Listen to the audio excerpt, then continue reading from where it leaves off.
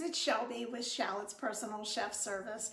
Well, I woke up, it's 46 degrees and raining, my favorite kind of weather, especially now when we're getting a desperate need of a haircut and we need the nails done and we're starting to feel a little bit bored with our meal prep. You know, I'm an empty nester and we're not accustomed to making dinner every night. Yeah, I know, I'm a chef and I cook for clients all the time, but when it comes time to come home after work, I'm ready to put my feet up and let somebody else do the cooking. So when I get in moods like this, I decide I have to make something fun. So that's what we're doing today. We're gonna bring the fun back to cooking. So this is also a really good kid-friendly meal. So I'll tell you when to call the kids in and maybe they'll bake this for you so you can put your feet up. So we're gonna do a wonton soup. I realize that when I think of fun, I think of things that are hands-on, like homemade pizza or making bread. That's what's fun about it. You really get into it. Same thing with the wonton soup, and it's the essence of comfort food. So the first thing we're going to do is we're going to start out with the broth. Now, when I go to a restaurant and I'm getting wonton soup, my first spoonful, as everyone's, is going to be that broth, and that makes that first impression on me. And if it tastes like dishwater, I've already decided it's a bad cup of soup. So I like some soup with some oomph in it. So I happen to have had, and I'm going to just show you because I've already put it right in the pot here, I had one lonely pork chop in my freezer when I was going treasure hunting in the freezer earlier. I found one lonely pork chop, so I figured, you know what, that's a good flavoring source. Now obviously, if you don't eat pork products, you're just going to eliminate this. So I'm going to use a combination of broths, and you can choose which broth you like. If you want to use pure chicken stock, you certainly can. If you want to use a vegetarian stock, you're welcome to that, because we're going to be seasoning them up a little bit.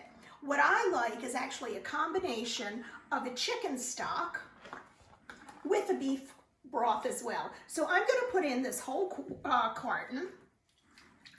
And this is not a brand that I usually use, so I will have to be doing a taste test for sure. So I'm going to put in the whole thing. And I'm going to put in about half of the beef broth. I'm not even going to measure, I'm just going to go by feel. Smidge more. This is a grandma recipe, which means we don't measure. So we taste as we go along. Okay. Then I do want to oomph this up a little bit. So I've got some garlic. I've got about 3 cloves here. And let's just give them a good smack. And we're going to throw that in. And actually, even if you get a little bit of the shell of the peel in, don't worry about it, because we're going to be scooping everything out in a little bit anyway. So we've got that in there. And I had hoped to put in a little bit of fresh ginger. But wouldn't you know, the grocery store didn't have fresh ginger this morning. I just was going to take a chunk and throw it right in. Now, under normal conditions, you know, when I teach cooking classes, I would go to 4 stores if I had to find ginger, but, you know, we're not shopping like that right now.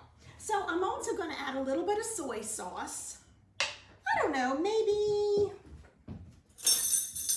let's try, well, let's see. I'm going to put in my first tablespoon, maybe a tablespoon and a half. That looks good.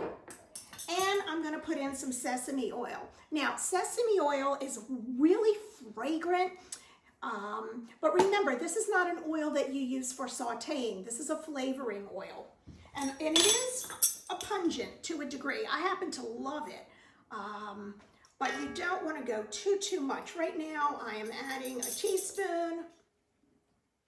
You might want to add a smidge more. Yeah, let's do a smidge. Okay, just a smidge more, and we'll come back to that. And that's it. So we're going to put our broth on, let this simmer.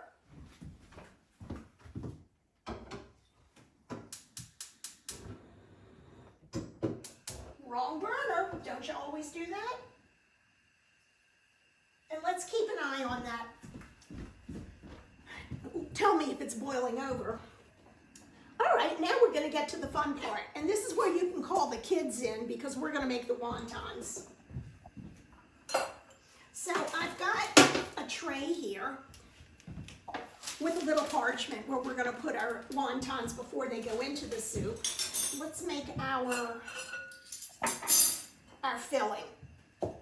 First of all, I'm gonna use a ground pork. I know that's not gonna make everybody happy. Really the best substitute is ground veal, believe it or not, if you can find that. You can use a chicken product. You can even use turkey. Frankly, I've never used the turkey, but try it. And you use about a half a pound, so that's about a half of this package we're gonna put in here. And we'll have some left over that maybe during the week I'll do some type of a banh mi sandwich with pork meatballs or something to that effect. We'll put this back in the fridge in a minute. And we're going to add a little bit of chopped garlic. I already have it chopped, so I'm not going to go ahead and use that. Throw a little bit of chopped garlic in. And in this little container, I've got some sugar and some black pepper, which is going to go in. Now you can make these as peppery as you like. I personally don't love them real peppery. I couldn't get the other ginger, but in the fridge I found a little bit of the paste. So I'm going to throw a little bit of that in since I've got it and it's almost finished. Might as well use that up. This is a combination of 1 egg with a little water mixed in. I'm not going to even put that whole thing in yet. I want to see how my consistency works. And I'm going to put in some chopped scallion, and this is chopped very, very fine.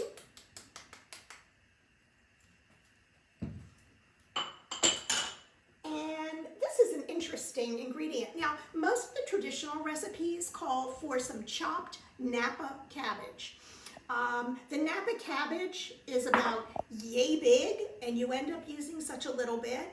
And I said, you know, I just don't want to have that left over. So what I'm going to use instead is a little bit of chopped baby bok choy. And I'm going to show you more of that in a minute. So I'm going to toss some of that in. And let's just give this a stir. And then I'm going to add my seasoning to this in just a minute. But let's see how this is consistency-wise. And I'm going to add some soy sauce, about 2 tablespoons, although I might not need that much because this is a little saucy at the moment. So I'll just put in 1 1/2. It's always about judgment. And we're going to use a little bit of our sesame oil as well. About a teaspoon or so. Let's give that a good mix up. Yes, the cabbage helps thicken that, so you have a nice mixture. And of course, this is not something you can taste raw. So if you're concerned, you can cook a teeny bit just to get an idea, make sure your flavor's okay. But I'm gonna trust my judgment here. Alrighty, now let's do the fun part. Move this aside. And I want to get a close-up so you can see what we're going to do here. This is the part where you can call the kids and hopefully you'll get some help on this. These are the Wonton Wrappers. No, we're not making homemade Wonton Wrappers. That would be way too long for us to do in a video. These are very easily purchased. These were purchased in a regular grocery store. You can buy them either fresh in the produce section. Sometimes they're sold like next to the tofu products or in the freezer section. Just depends on the grocery store. I actually went in, I found out I had another one. As you see, they're thin. They've got a little bit of flour already on them. This was actually 2 of them. And what's fun is, you know, be creative with these. If you have some leftover brisket, make kreplach with these, make ravioli with these. You can do a lot of things with these, they're fun. They also fry up beautifully. So if you want to do a fried wonton, you can do that too. Fill them with your scallion cream cheese crab mixture. Put them in some hot oil, about yay deep. That's fun. And a real treat is take one of these, and I'm going to show you how to fold them in just a minute. Put in a little Hershey's Good Bar and fold them up, and it's really good to eat with ice cream. So keep that in mind too. Now, there's a lot of different ways to fold wontons, 10, 12 different ways. Obviously, I'm just going to show you one or two. Nah, I'm only going to show you one in this video. They're very, very thin. If you want that very, very thin, delicate wonton, then use one layer. I tend to like a chewier wonton, so I'm going to double them up.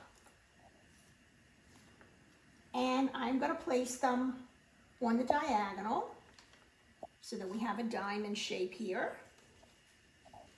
And we'll start out with 4. Ooh, that's going to be a real thick one. Let's take off a layer here. Now, don't put too many out at one time. They will dry out. So if you're going to, am I being told to check my pot here? I am. Let's turn that down, and we'll turn the other one up. Okay, that's good. Alrighty, so at this point, we have them on the diagonal. Let me just rinse my hands a sec, because I touched my kepi.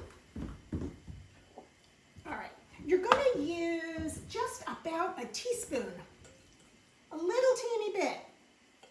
We're going to put it right near the corner. Now, I am an overstuffer. I'm always of the mindset, the more the better, but you really don't want to overstuff them because then they will start falling apart in your soup. So we're going to do this. Oh, what I was going to say before my pot was boiling over is don't leave them out too long. If you have to leave them out, put a damp dishcloth on top of them. Then you're going to take some water, which is going to be your glue, and you're going to wet all around here. Wet the edges. Okay, and here's the fun part. We're going to make one small pocket and tamp it down. Maybe that's too much. See how it's leaking out a little bit? I told you I'm an overstuffer. And then we're going to make another pocket. There we go. And tamp it down. And then take the 2 flaps and make little arms in front and cross their arms. And that's it. And these are particularly nice shape when you fry them as well, because you get this nice little piece here that fries up nice and crispy. So I'm going to show you that one more time, and then we're going to change it up just a little bit. So can you see? So we're going to go 1, smush it down. A second roll, press it down so you have your little pillow pocket. Wet this edge, and cross them over. And that's how you fold them. Now the next one I'm going to do, we're going to make this one a little bit fancy. And I have in here some cut up pieces of shrimp. So I'm going to put a piece of shrimp right in the middle of that pork. Obviously this is not for everyone, but it's almost like finding the treasure in the Cracker Jacks when you eat these. Get an extra little bite. Fold it the same way. And wet. And that's it. And I'm going to do one more. And by now, I know you have the hang of this. Remember to put the water in. Fold. Fold again. And another piece, one, boom, and done. Now, I don't like putting these directly in my soup because of the little bit of flour will make your broth cloudy. So we're going to put it in some boiling water first, which I have over here. And it is a rapid boil. Just going to put them in. They cook up very quickly.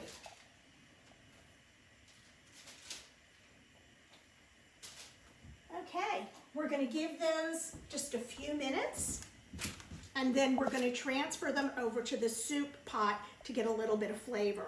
Okay, now in the meantime, I do want to talk to you a little bit about the bok choy. We didn't discuss this. If you're not using bok choy, I recommend it. It's pretty readily available nowadays. I love it. I use it a lot. It's wonderful in the soup. It's wonderful in a stir fry. What I suggest you do is take your knife, cut off the edge. Give it a really, really good wash, because inside here you will find a little schmutzy stuff sometimes. It does get a little dirty. So you do want to wash these really well. You can leave them whole, like if you were going to do a stir fry with some garlic, a little soy, and some sesame oil. It's a beautiful side dish. Or you can incorporate it into a traditional stir fry. So make sure you're using the bok choy. It's great. And this is something I have never, ever seen. These actually flowered. Look how pretty that is. I've never seen that happen before. Maybe it's because it's springtime. So that's the story with the bok choy. Please, encourage you to do it. Now, if you don't want to use wontons, remember, you can make the broth. You can use udon noodles or a ramen noodle. This is the udon I like. It comes in packages. It's soft, squishy Japanese noodles. Really delicious, chewy texture.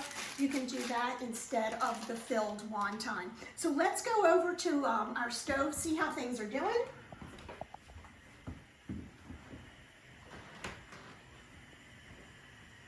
At this point, let me get a plate. We're going to take out the bone.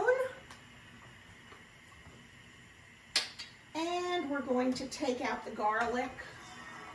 There were 3 pieces, so that's going to be easy to find. If the bone had a lot of protein coming off of it, that's sort of that ugly gray matter, then I would have strained the soup, but this looks pretty good as it is. Right now, I'm going to add in, I have some mushrooms that I'll add in. I have some more bok choy that I'm going to add in. And I'm going to go in the refrigerator.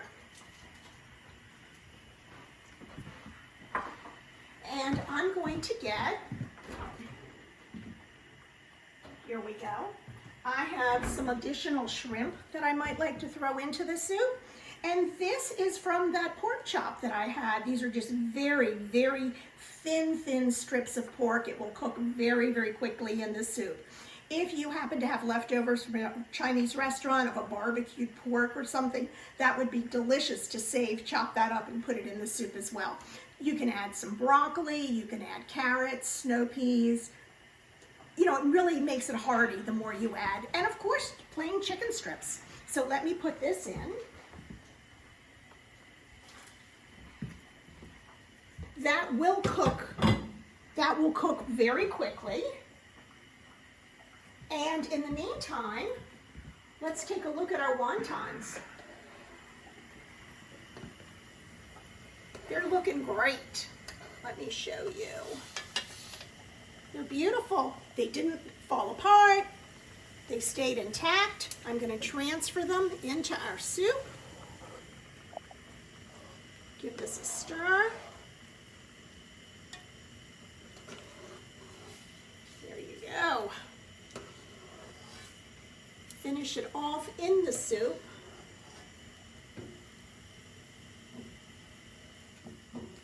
Give this another minute or two, and then we're going to spoon this into our bowl.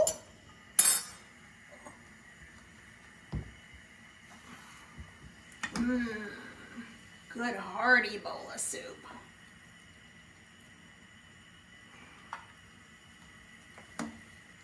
This looks good and it smells amazing. Let's put in another mushroom or so.